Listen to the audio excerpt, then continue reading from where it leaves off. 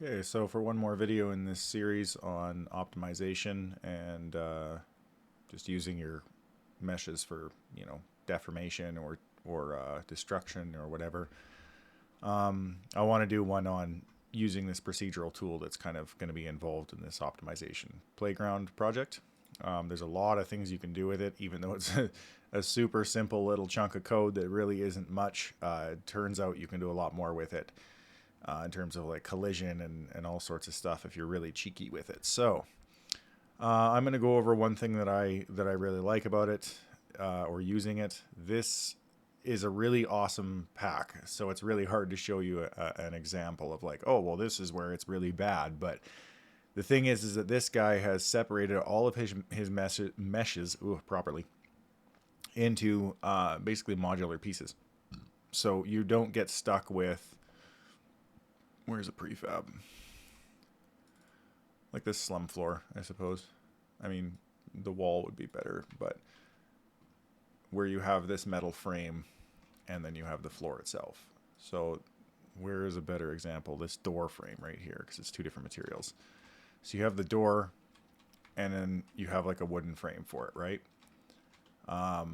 This is kind of a pain when it comes to destruction, because if you try to put that mesh into chaos is going to try to fragment these things the same, and that's not really ideal. So sometimes you want separate meshes for separate elements, but separating them into their elements, for example the frame itself, is not always a thing with every pack. A lot of the packs don't come with that, and then you have to do it yourself, and then reduce the polys and all that stuff appropriately. And even that part can be kind of the nice part, is something that does come in pieces like this. You can individually select and then just reduce the polys appropriately. So we're going to try to choose a wall that is a chunk, just because I kind of show you this feature here. Let's choose one of these ones.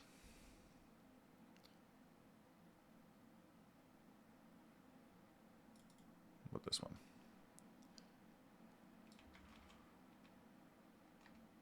Yep, I like this one. It's 327,000 triangles, so good enough example. We're going to migrate this into my example project. And then inside of here, we now have this door. So if I drag this door out, you can see it's all one piece, and there's nothing we can do about that. So issue being, again, if you go into fracturing mode and you were to fracture this thing,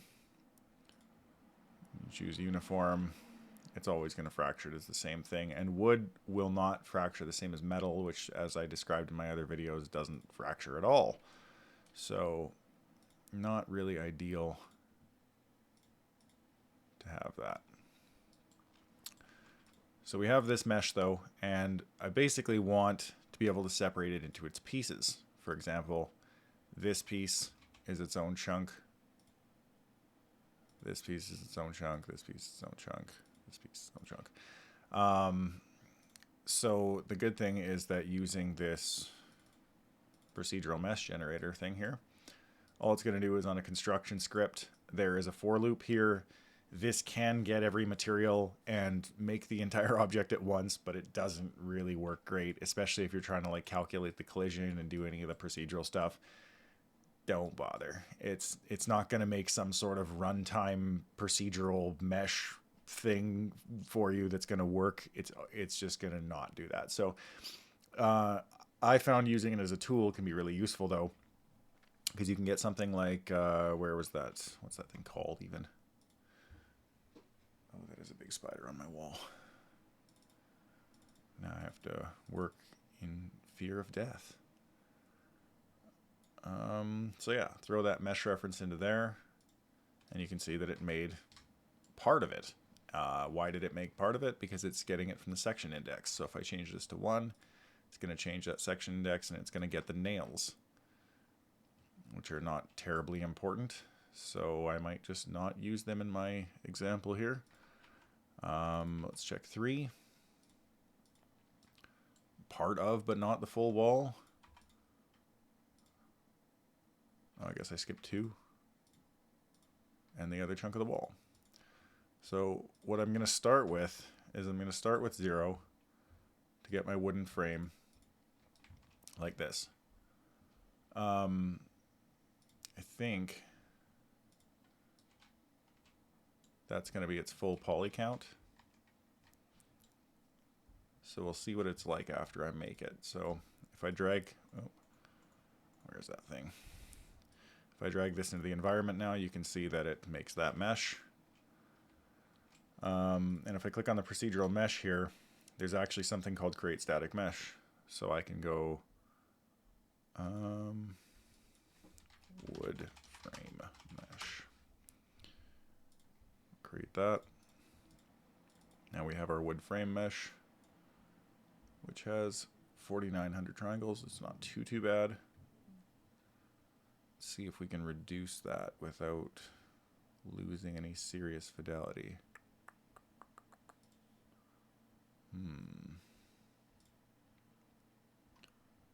This thing can be nanite again because it's the wood frame, but if you wanted to use what's it called? Runtime vertex painting or something like that, then it's not really ideal. Yeah, I can reduce the poly count significantly with this. Like, you can kind of play around with it and keep an eye on things. But if I was to throw that wood texture back on there, I think it's slum wall wood, isn't it?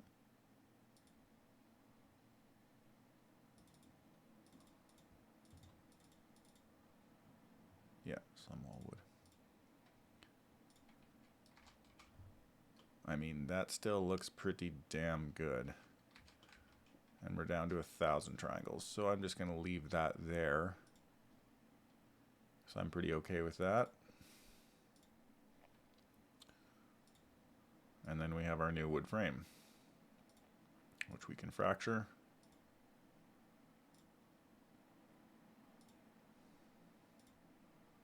Super easy.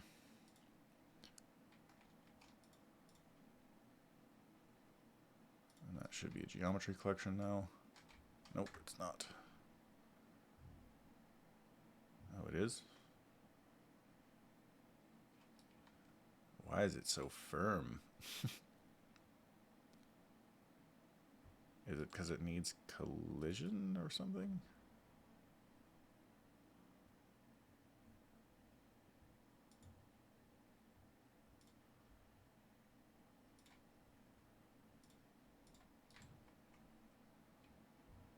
Yeah, there we go. It should be able to make it break too really easy.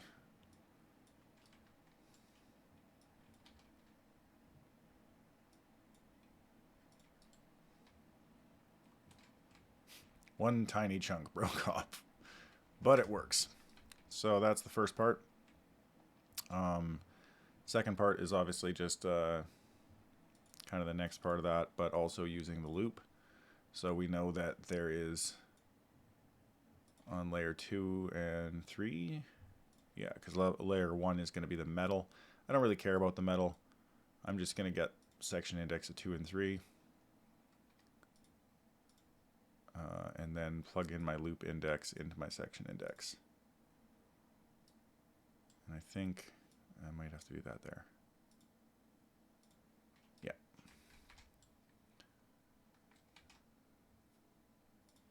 So now we have our metal pieces.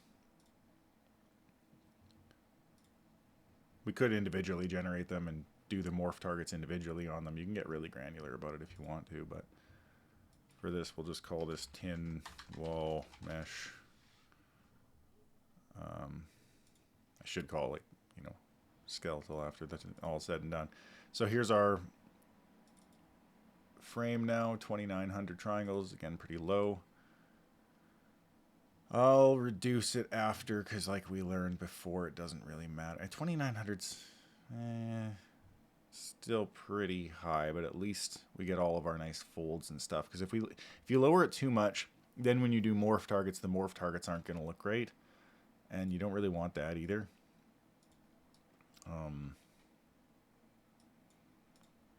so we have this skeletal mesh now. I'll create and assign a physics asset super quick.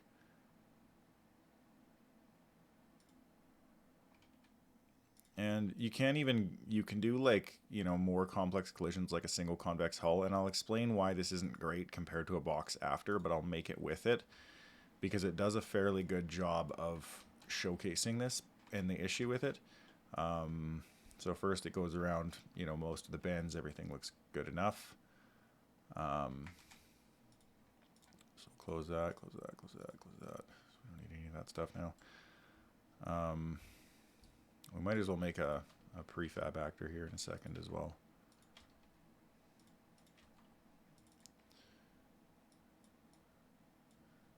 So we have this.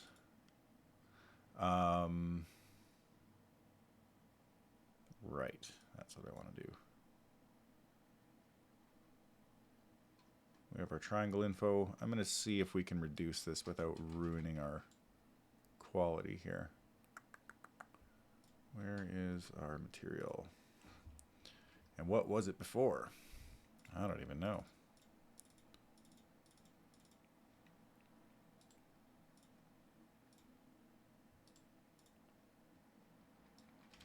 Don't know why it changes color either, but whatever.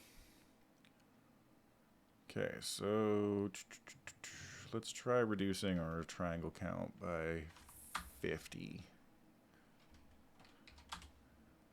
Because I don't know if that's really going to start to affect anything, but yeah, you'll start to see it around there.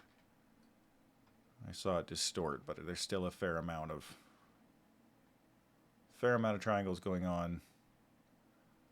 And these are going to be pretty plentiful in the project I'm working on. So in my instance, this would be appropriate, I feel. Again, you can see the collision shape. I would choose a box because they're cheaper for one, as well. And again, I'm going to have a large quantity of these. And as well as when it falls on the ground, you'll see some kind of goofy stuff go on where it can like spin you around and all sorts of weird stuff. The other thing is because LODs with morph targets are weird. You have to set up your morph targets for each LOD, sort of. You don't actually. You set up your vertices, but like this is where the planar thing comes in. So like, let's say that this was just like a plane and it had 2 vertices across it. It would not work for morph targets because you only have 2 vertices. So you have to have a whole bunch of vertices in order to properly bend this without it looking like it's shearing, because it won't properly deform, I guess is the term, when you do that. So too low of a triangle count's bad, but too high is also bad. And then having high would be fine, but you'd have to build a lot of LODs out.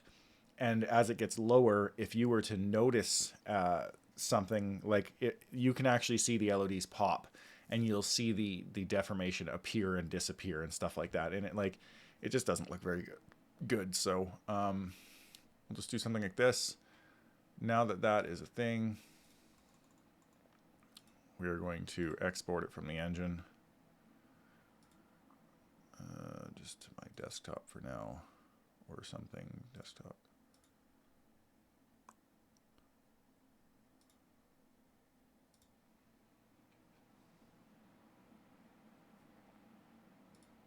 Okay, and then I'm going to re-import it into here because it's a different file.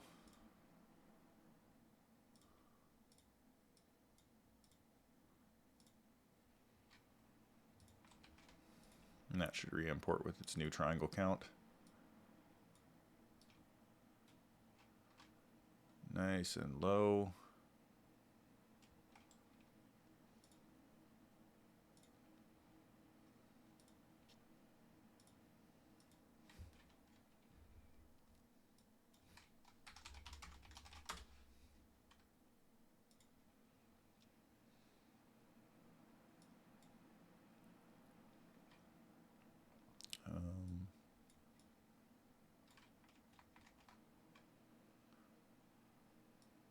Bigger brush.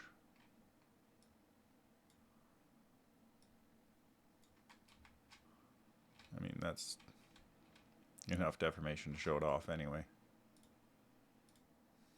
Oh. always forgetting to save it. So I want to do more advanced videos on morph targets down the road, but it's something I'm going to have to just kind of prioritize as I go along here. We'll just make a test actor. Again, really quickly throwing this together because I just want to show how I did that.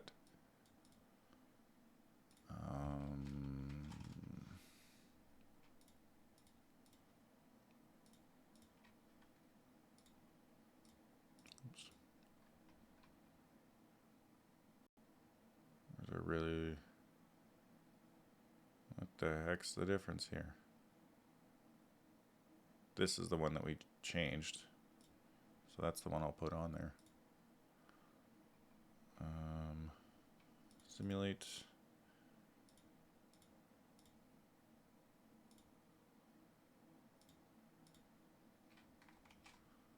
Something like that.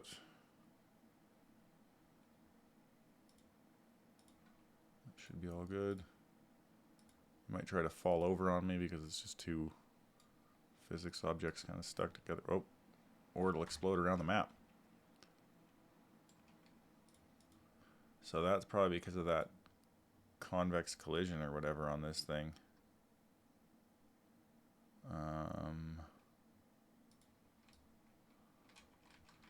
I'm just going to separate them a bit for the purpose of this because I don't want to sit here and dick around with this all day. Why is it making two meshes?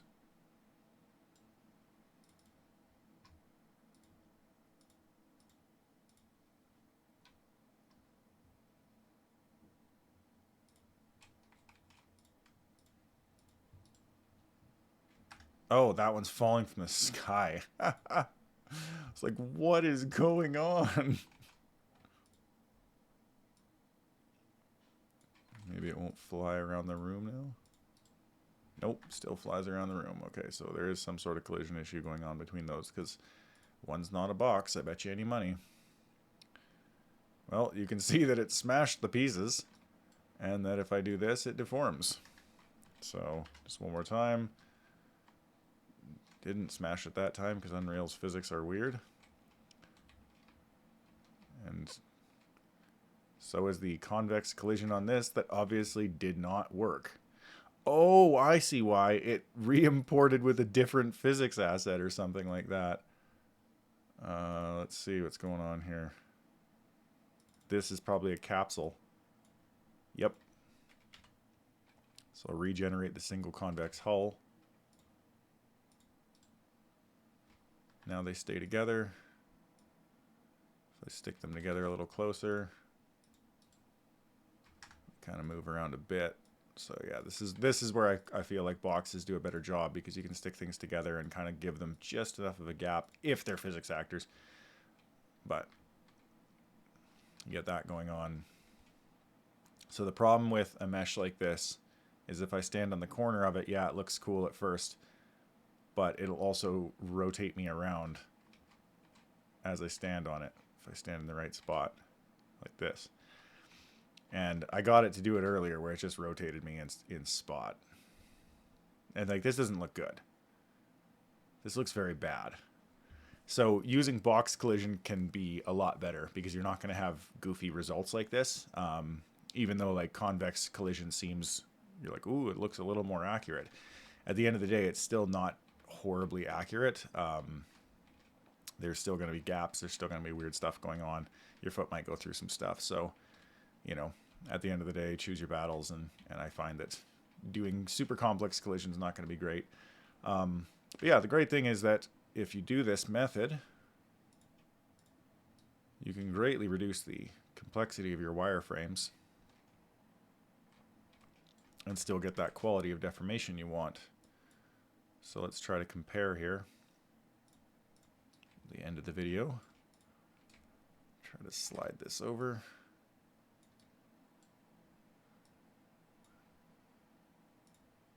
And we're going to compare it to the original mesh.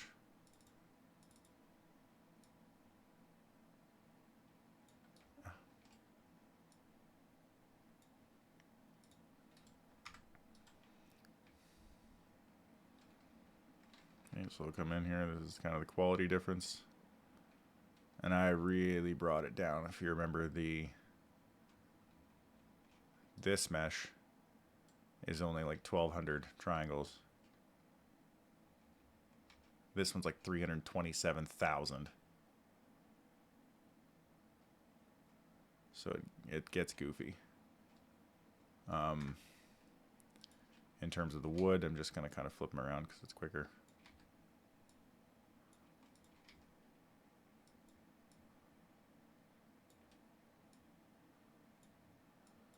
Again, I took away the screws because I wouldn't have nails on mine unless I'm doing like a first-person game.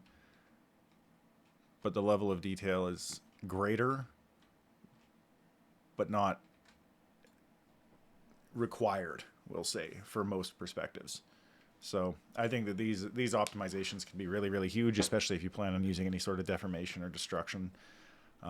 Makes a really big difference. So yeah, I hope it helps some people. And the procedural tool is fun to mess around with. There's a lot of stuff you can do with it, especially because you can generate things piece by piece. You can kind of go through and make your collision piece by piece as well, and then combine the necessary shapes into your perfect mesh. So a good example of this is I have, or had in my other project, I have a car, and I wanted the interior to be pretty accurate, so that if somebody shoots at you and you don't have doors on your car, that the grenade or something might go through your car. So that took a little bit of tailoring, but it was well worth it, and the results speak for themselves. So this example project will be included at the bottom of all these tutorial links, and I hope these optimization videos really help some people, because I've been mystified by quite a bit of this for quite some time as well, and I wish I knew more about materials, because tech artists are very underappreciated for that.